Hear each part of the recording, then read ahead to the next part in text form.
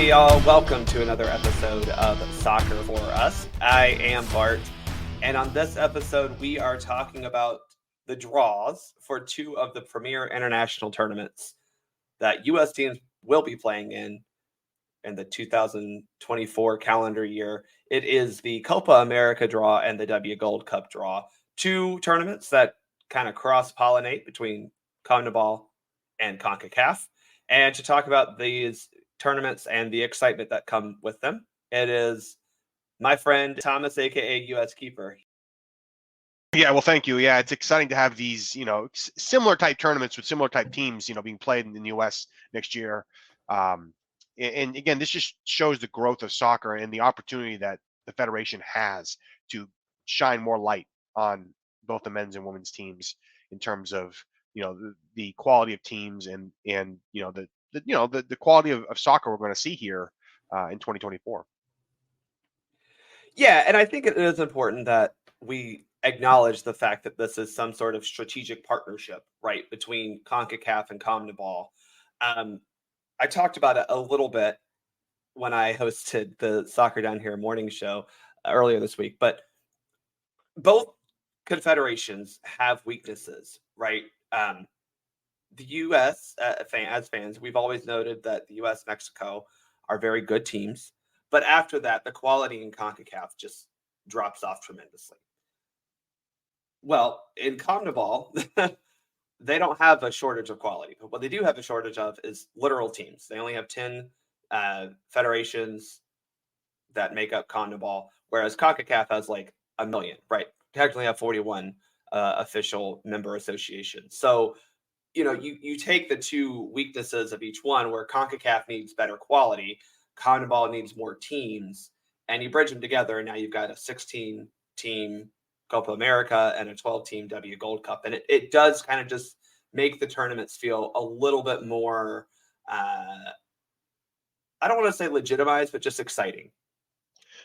It does. I mean, it's, on the Copa America side, I mean, they've brought in teams from different confederations to participate in the tournament in an effort to to have some even groups in there. So I mean, it's something I think they're looking to do. Look, the reality is that Copa America in the United States, it's a big money maker, right? And so I think that's a big piece of it too. But it does help both confederations, I think, get more eyes on the players, more eyes on the teams, and again, hopefully for America, more eyes on soccer, right? Right, and that's the key with bringing in, even on the women's side, teams like Brazil, right, where people know Brazil as a soccer powerhouse. People know the name Argentina. People know Colombia, and quite frankly, we just have a lot of Colombian expats here in the U.S. as well. Those names draw people to the game. So when you're talking about both on the men's and women's side, you're bringing in countries, you're bringing in team names, you're bringing in players that people know, and that hopefully drives that excitement and makes the tournament better.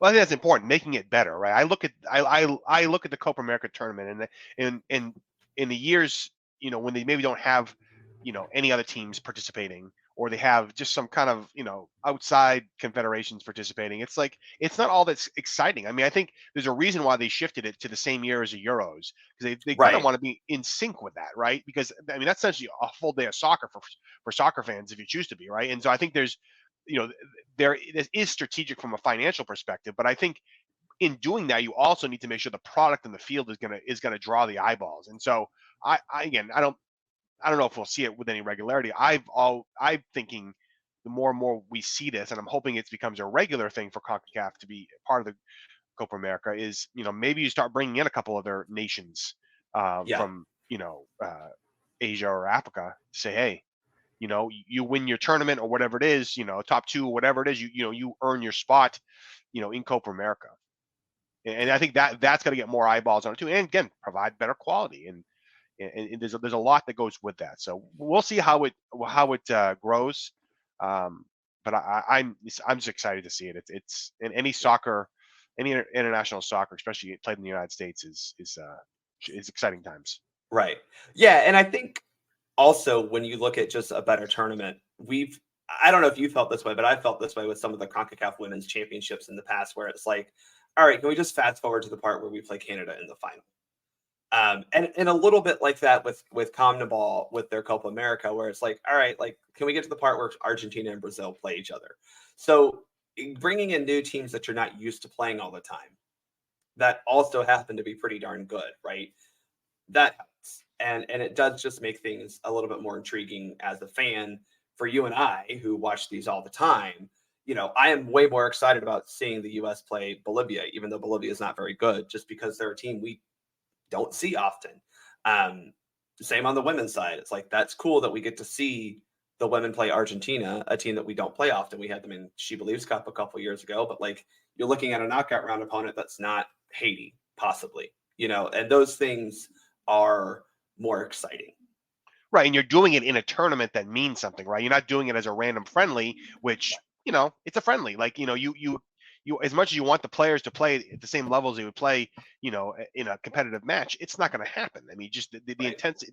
There's no. You have to have some sort of carrot to be able to say, hey, win this match, and we advance to semifinals or whatever it is. So I think that's an important factor as well. Yeah. Well, we've got two tournaments to look forward to with these CONMEBOL teams in them. One of them is the CONCACAF tournament. One of them is the CONMEBOL tournament. And the Copa America draw happened first. So we'll talk about that first. 10 CONMEBOL teams plus 6 CONCACAF teams, 16 teams total. The draw was basically you had 4 pots. The first pot was 4 teams seeded based on some sort of criteria. Obviously, Argentina, as the reigning Copa America champions, were in there. Mexico somehow got a seeded team. They said it's because they were the reigning Gold Cup champions. We'll give them that. And then the U.S. and Brazil, the next highest ranked teams, were also seeded in pot 1. And then pots 2 and 3 and 4, were all by FIFA ranking.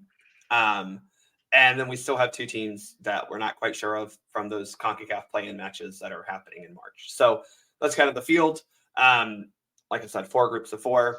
U.S. men's national team, they are seeded as the team in Group C. So all that to just say, here's the draw.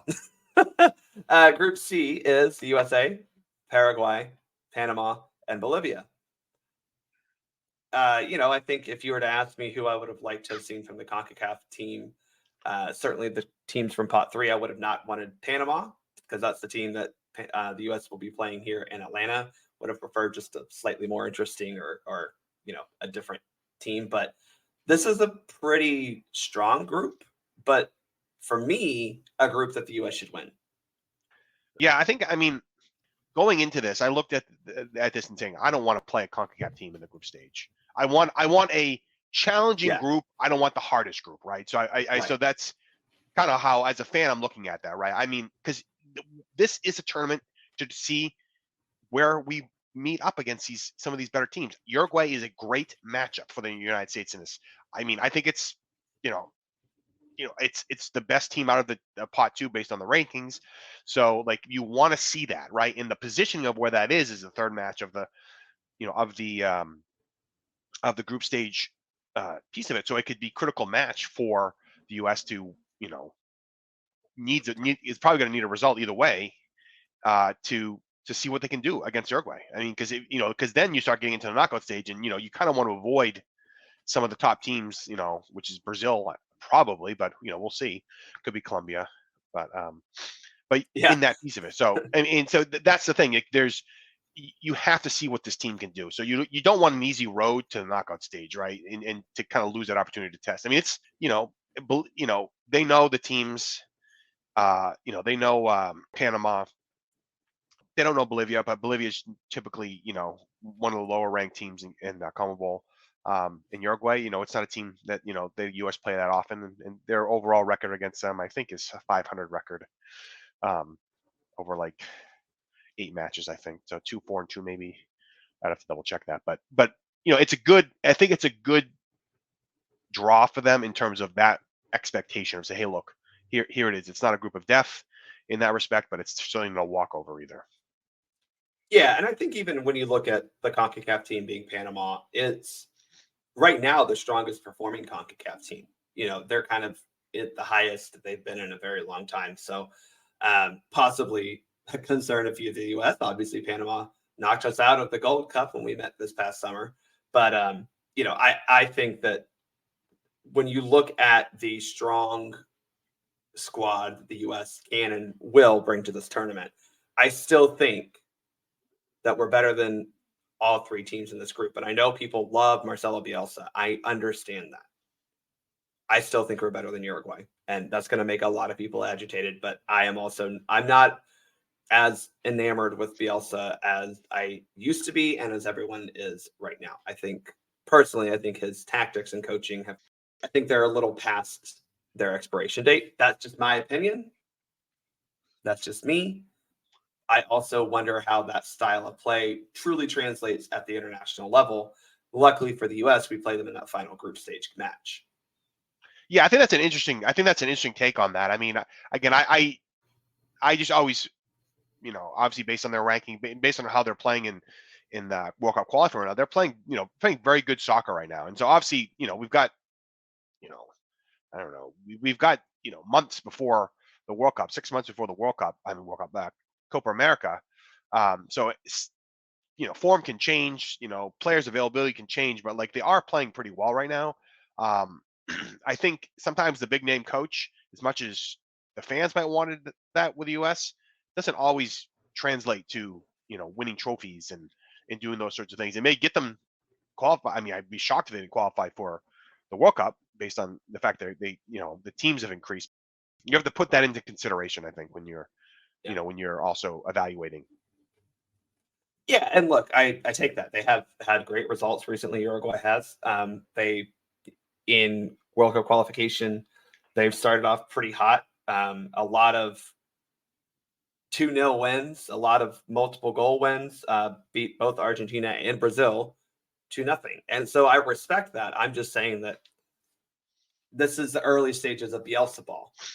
And this tends to happen where they get a nice little bump and then things kind of slowly deteriorate. And I'm just curious how that's going to translate at the international level over a long span of time. And again, especially as you go through a tournament. But regardless, Uruguay is a very good team. I'm not saying that we will beat them. I will say that we should win this group. And I think, to me, that is the expectation the U.S. should have as the hosts and as the top-ranked team in this group. Yeah, you have to go with that expectation. You cannot because debatably, we have the best group of talent, maybe coming together at just the right time than we've ever seen from U.S. soccer, right? I think in '94, from the '94 World Cup, I think they missed it by a year or two, right? I think this group here, 02, they may have hit it. 06, they missed it, right? And so this may be lining up. If you can get a Copa America, a quality finish, and then a World Cup, who knows? Yeah. Yeah, and that's a great point too, because as much as we praised and we were excited about the team that performed in the 2022 World Cup, it was a very young team, a very inexperienced team when it came to true international competition. Part of that is because of COVID, right? Because we missed a year or two of truly trying to find high-level opponents. And being able to travel for stuff like that. The other thing is they were just young. I mean, again, these guys were all 23 and under. A lot of them still are, but a lot of them have international quality and international experience. The Copa America tournament is way bigger, way more of a test than anything these guys saw before. Bigger than a Gold Cup, bigger than a Nations League. This is an elite group of teams that they're going to be playing. So that is the question mark, is this team, and under the coach Greg Berhalter, has struggled against truly top quality teams. So this will be really the first test we've seen in a competitive stance since the 2022 World Cup. Yeah, and that for sure. And then, I think it was Jesse Marsh who said, Greg hasn't had a quality win yet. Well, if the U.S. is to go do anything in this tournament, they're going to have a quality win to advance. Winning as Uruguay in a group stage match could be that premier mean, and they need that. They headline need that win. so Yeah, badly. And not to do it, but to do it again, right? You've got to have a couple.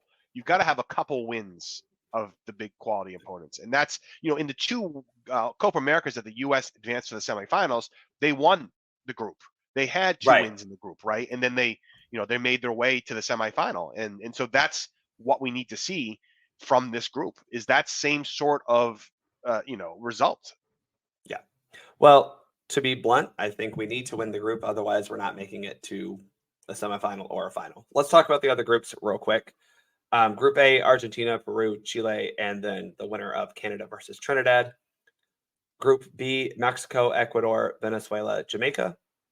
And Group D, the group that the US and Group C are paired up with in the knockout rounds, is Brazil, Colombia, Paraguay, and then the winner of the Costa Rica versus Honduras match. So for me, that Group D is the group of death because you have Brazil and Colombia.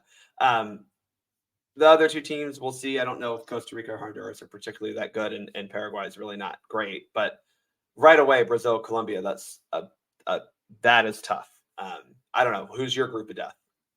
Yeah, I would have to agree. Group D is definitely the group of death. It definitely has the most quality. Because look, if Costa Rica comes out, don't sell short on them. I mean, they have the team that the most recent CONCACAF teams that have a deep run in the World Cup. So It's true.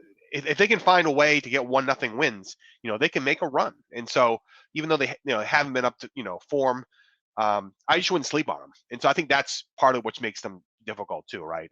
Um, you know, with it, but we'll have to see. I mean, I think I was a little from the Group C perspective, a little disappointed that Group D was so stacked, knowing that we were going to be playing teams from Yeah. that group in the knockout stage if they advance. So The other group that I think could be problematic is Group B. I don't expect Chile or Canada or Trinidad to challenge Argentina much. Peru is very good, but in Group D or Group B, Mexico, Ecuador, Venezuela, Jamaica. Now, Venezuela is not super strong. Jamaica has struggled because they haven't been very good for a long stretch of time, so that's hurting them in their FIFA rankings. But you've seen what this team can do when they have their best players together. And Mexico, we know, is not the level that they are accustomed to being. Ecuador is pretty good. That is a tough group as well, but it's more like a group of like a lot of teams that aren't super great. yeah, I could see the two teams advancing having 4 points. Like it's a Yeah. very balanced group. Like I just think that the matchups are very well matched up for some real quality soccer to be played in them. It's gonna all depends how it lines up when when it gets here. But that for sure is the one of more balanced groups. Yeah. Again, US will play Group D. So if we win the group, we'll play the Group D second place finisher. If we come in second, we'll play the Group D winner. So again, I would like to win the group so that we avoid the likely opponent that is Brazil. Yeah, I mean Brazil hasn't been playing great, either. So it's going to be interesting to see what they do. I mean Yeah, I think they're going to have an interim coach for the tournament still. I think so. I think Yes. this will not be at the Ancelotti start date, but Yeah. So that'll be interesting to see how that plays out too, right? In terms of how that program turns itself around. They're kind of putting all their eggs in one basket to get him for the last 2 years of yeah, the qualifying to get into the World Cup. So hopefully they, for their sake, they yeah. figure it out until they can hold on to him because they haven't shown well recently in Look, if qualifying. I'm a South American team, I'm also treating this US and Mexico World Cup, this North American World Cup, as a home World Cup because I know that I have a lot of fans in the States and a lot of fans who will travel in Mexico as well. You got to think that I should say, your support inside the US would be pretty good. I mean, we've seen Brazil has a ton of support when they come play in the US, Argentina, ton of Argentinians here in the US, tons of Colombians. So you think about just like that home field advantage that the US and Mexico will have in 2026. You got to feel like some of these South American teams, and especially Brazil, will feel like they can play with the crowd behind them. Well, that's that's the key, right? I mean, I think at the 2016 Copa America in the United States, I think the attendance was nearly 1.5 Yeah. million. Which is There's a reason why CONMEBOL was very happy when the U.S. stepped up to host. right. So, I mean, that's the thing. There's the fan base is here to support that. So I think that's a key too. And we've seen it, even with CONCACAF nations, right? Those fans come out for the games in in certain venues. So let's put a bow on the Copa America draw for now. Obviously, we'll talk more in depth about these tournaments as we actually get closer to them. Copa America doesn't start until June of next year, June 20th to be exact. The U.S.'s first game will be June 23rd. Any final thoughts about the Copa America draw? no, I think we've covered it. It's just exciting tournament. I can't wait for it. Well, then let's move to the W Gold Cup. This is a brand new tournament. Thomas, I don't know if you're as excited about the fact that this is a standalone CONCACAF women's tournament, right? Like, how many years have we been like, okay, well, this is the CONCACAF Women's Championship, but wait, what is this also a qualification for? How do you have to finish to make sure you get there? And obviously, the U.S. it doesn't really affect us, but there's a lot of other ways that CONCACAF has kind of used the women's tournament. This is a standalone tournament. Victor Montagliani described it as a flagship tournament. That to me is a good thing because we have with Europe, with Africa, with Asia, with all the other confederations have their standalone tournament, and sometimes they use that for like Olympic qualification because you only get 2 spots, but it's just a CONCACAF championship. Yeah, I love it because it just shows the growth of the women's game. You're pulling these other teams in. It's going to be, I think it's going to be impactful. I think we may have mentioned it before. I think the lack of venues, I think, is maybe a little concerning because, you kind of want to spread the wealth a little bit. Mind you, it is, in February. So, you want to play in, reasonable, climates. So, Yeah, but I there's think only a few places in the U.S. you would be able to play in February. right. I mean, and again, let's not forget the men's Gold Cup used to be played in January, February timeframe too. So, and they're kind of following that similar model in terms of fewer venues to start, certain amount of teams, and just kind of easing into it, which is kind of a smart way to do that, right? We don't want it to fail because we want to see these tournaments, and I think they're important to see these tournaments for a number of reasons. Especially starting a new cycle, right? It's okay. It's before the Olympics.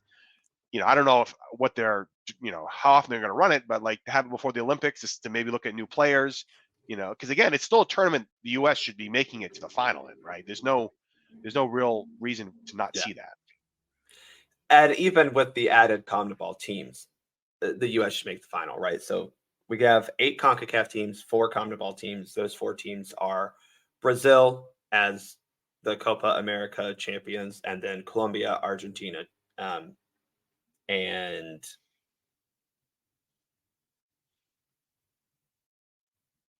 why am I blanking on this? Chile.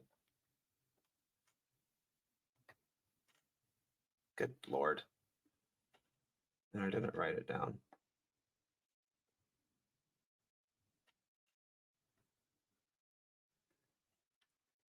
It's U.S., Brazil, Canada, Mexico, Costa Rica, Panama, and Paraguay are the okay. Sorry.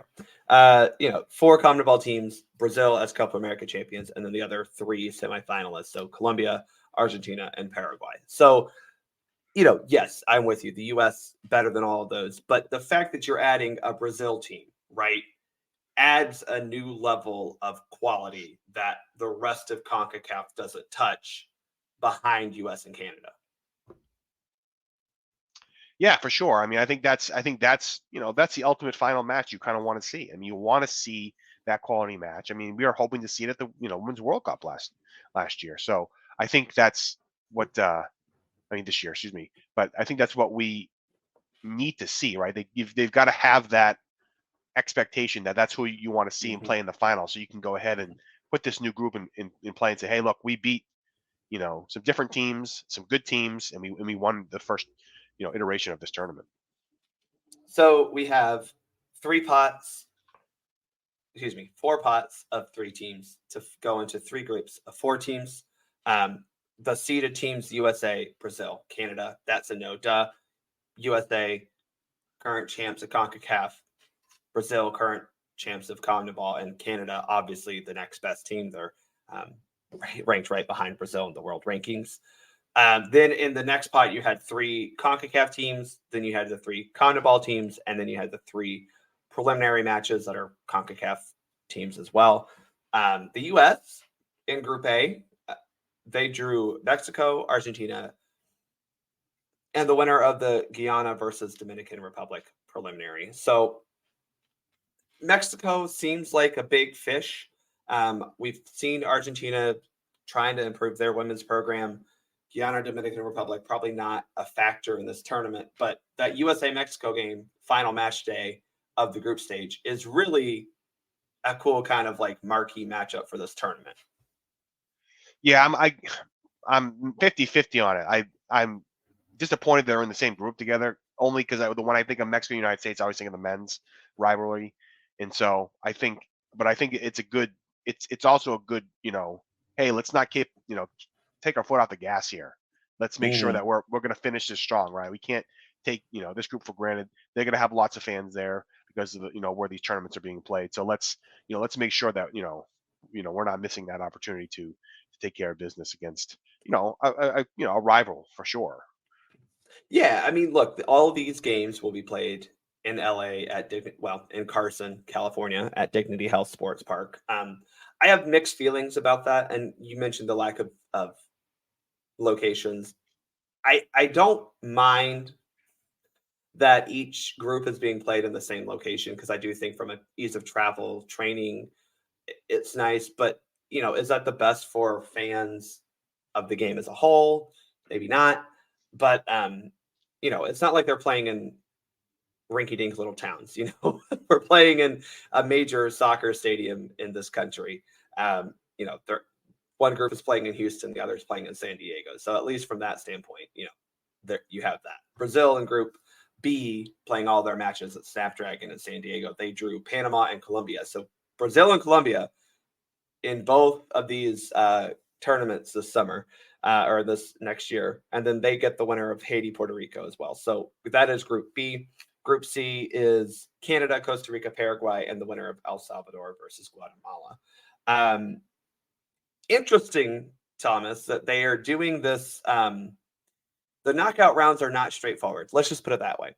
So typically, even with these kind of 3 group tournaments, typically we've seen where they'll take the top 2 teams plus, the 2 best third place teams. You get 8 teams. You have, 1A play one of the third teams and 2A play one of the third teams and all that kind of stuff. So there's still like a matrix.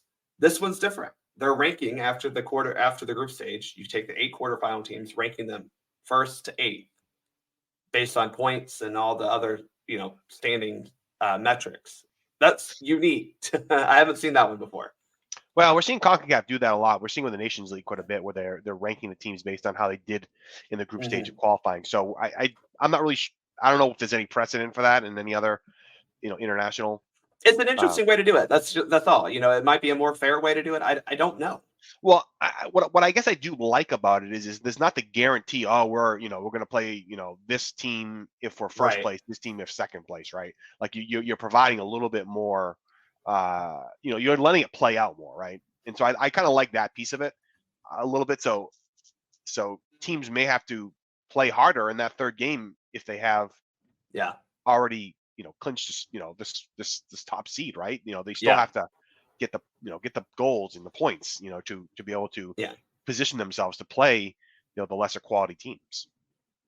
The only negative that I can truly point at is you may see those first quarterfinal matchups be a rematch of a group stage match, but that would be a little hard. And also that's not necessarily a guarantee that never happens in a knockout round anyway. But you could see a case where the U.S. ends up playing, say Argentina finishes as a third place team that does okay because they'll probably beat the prelim winner. Maybe you see a U.S. Argentina matchup in the knockout round. But that, I think, what it does, to your point, emphasizes the U.S. And this is again something that we would like to see is they're going to have to win, but they're going to have to score goals.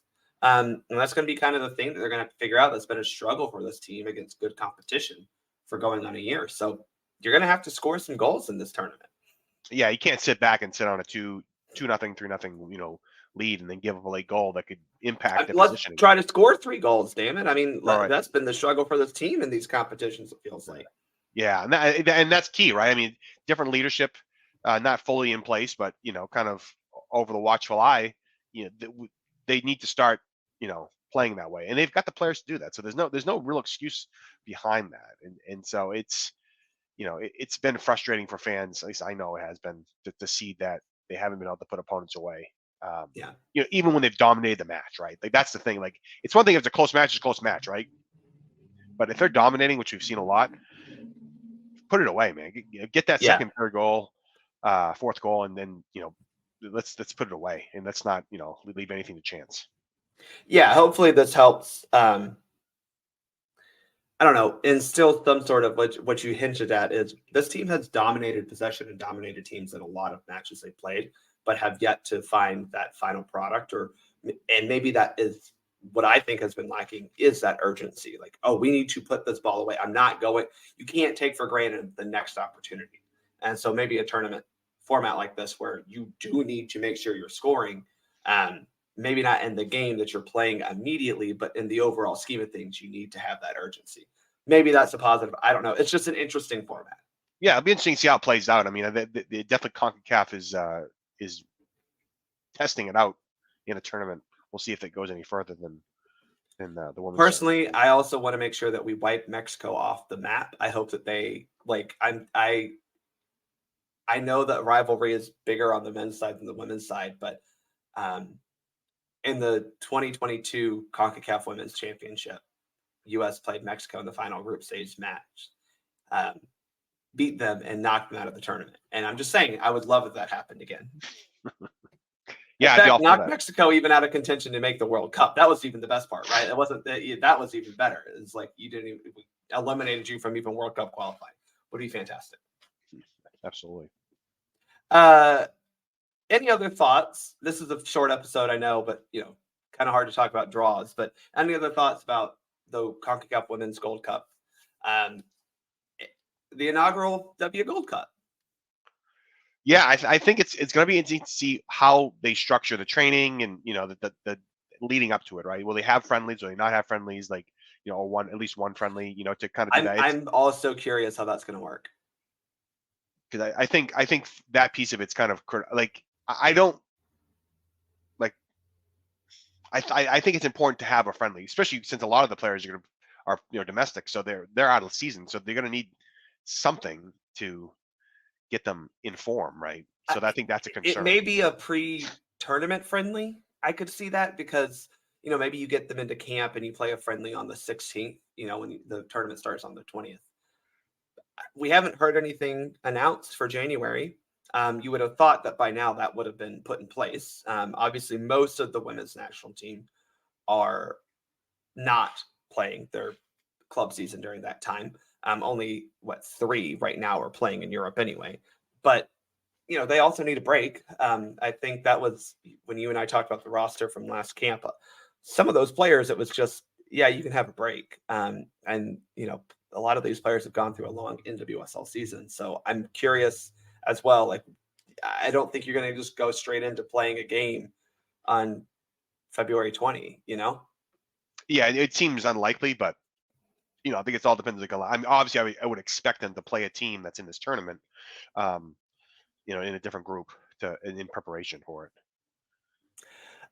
Well, the only other piece of U.S. soccer news we have to talk about is the announcement that the She Believes Cup will happen this year. I think that was a little bit in doubt, to be honest, based on the W Gold Cup plus the Olympics. Obviously, the Olympics coming up in July, but that will happen. There will be 4 teams. We only know one of those, and that is the U.S. women. We have not had the other 3 teams agree to anything that'll be on April 6th and 9th.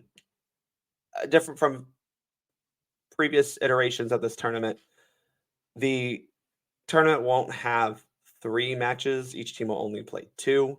Um, they'll play double headers on the 6th and the 9th. The matches on the 6th are billed as semifinals. And so the winners will play each other on the 9th, and the losers will play each other on the I guess the 9th right before that. So anyway, we know that the 6th will be played here in Atlanta at Mercedes-Benz Stadium. That was announced today. Yes, they will be putting in grass. So we do have a She Believes Cup coming up. Cool. Yeah, I mean, I think it's still needed. I mean, for them, I think it's any opportunity to get these sorts of tournaments, especially with the young group. I think why not? If you can get the quality teams included in that, then I say have at it.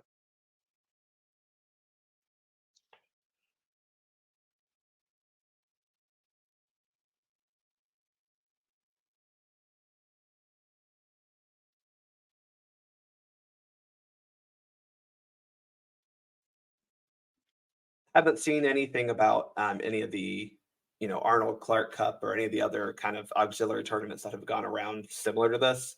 Um, so maybe the U.S. is trying to get a leg up and invite some of these teams. Obviously, um, not as many, but we're going to have 11 other teams preparing for the Olympics, and with that, you're going to want to play some stiff competition ahead of that. So it wouldn't surprise me if the U.S.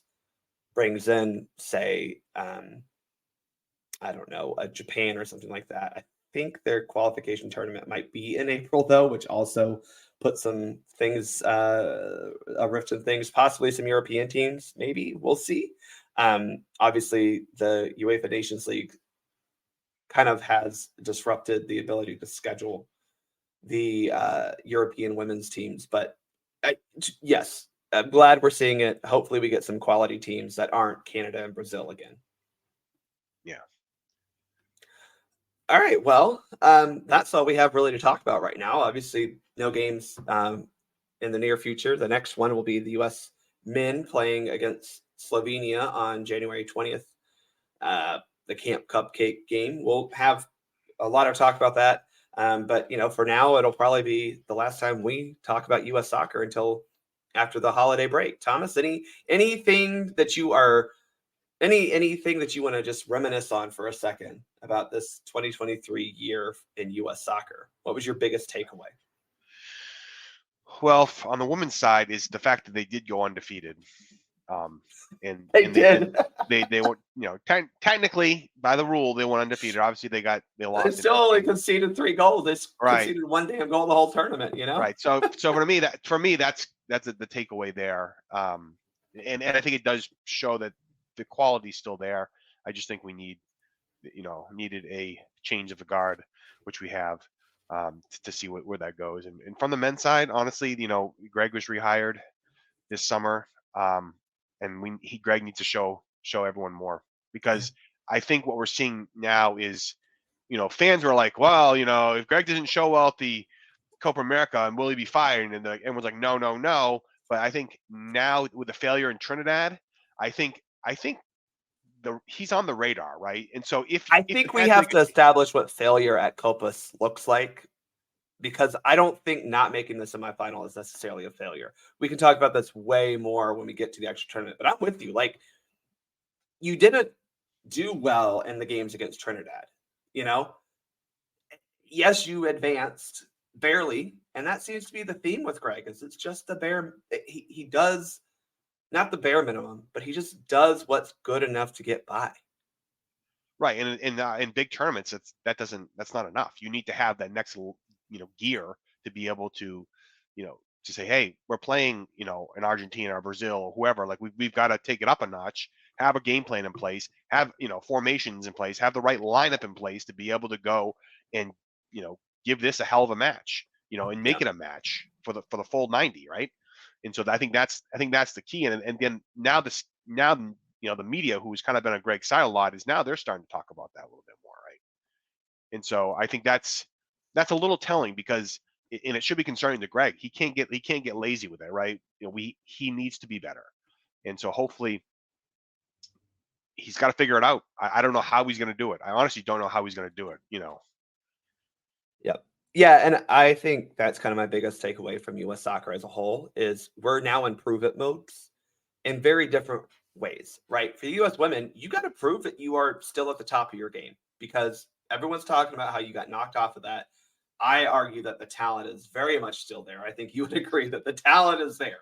Unfortunately, we did not have the right coach putting these things together. And now that the talent from the rest of the world has caught up, and that's a good thing, the coaching has to improve on the US side. But overall, the US women, they got to prove it. You got to prove that you're still the greatest team in the universe, as I like to call them. And on the men's side, okay, the 2022 run was fun and all. That was cute. It was nice to get back to the World Cup. You saw some young players do their thing. Y'all got to prove it because we keep saying you're the best generation we've had. We keep saying you're the best team. And y'all keep saying it too. You keep trying to be that. You got to go prove it. And then from a federation standpoint, they've put themselves in a position to hopefully take advantage of all that's going on in the soccer ecosystem right now. You've got to prove that you're ready to actually act like a top soccer federation in the world. And so that's my kind of big takeaway from this past year is things in a lot of different ways have kind of put themselves in a spot for US soccer to really take off or fail. And you got to prove it. Yeah, absolutely. I mean, Greg said 5 years. This is, in my opinion, this is it. He needs to show well. And so we'll discuss what that means later on. But you got to get out of the group, obviously. I mean, if you can't get out of the group, then at that point, I think you got to say goodbye. Yeah. And even that, so, but I'm not against it. Yeah, I'm not against it. But we'll talk about that as we get probably into next year because we do need to start setting those goals for the year, if you will. Make sure you follow Thomas on Twitter at USKeeper. You have been writing this stuff for Chasing a Cup. So follow that website and that Twitter account for all of Thomas's work. I know you've got some other stuff you're working on that hopefully should come out in the nearish future. Yeah, I just I want to thank you, Bart, for helping me edit that one. It was one I've been working on for a long time about venues and where I'd like to see US play, where they haven't played, in recent time frame. So I think I don't know. It was one of my harder pieces to lock in, but I'm excited. So I did submit that here today. So I don't know when that'll be put up, but follow my Twitter for that. And yeah, give it a read. There's a lot of research in there and just a lot of good information, about where things are and where they kind of need to go if we're going to grow the game. Well, count me in the camp that they should play a game in Louisville soon. I think that would be awesome. Again, you can follow this show at Soccer for Us Pod. Make sure you subscribe to Soccer Down Here to catch every episode of not only Soccer for Us, but every piece of content that comes out of the SDH network. I'll be hosting another show coming up soon, I think, on the SDH network. But you can also support the show at buymeacoffee.com/Soccer for Us Pod. Thomas, thank you again for talking with me. Thanks for talking with me this entire 2023. It's been fun. Looking forward to greater things in 2024. Absolutely. Thanks, Bart.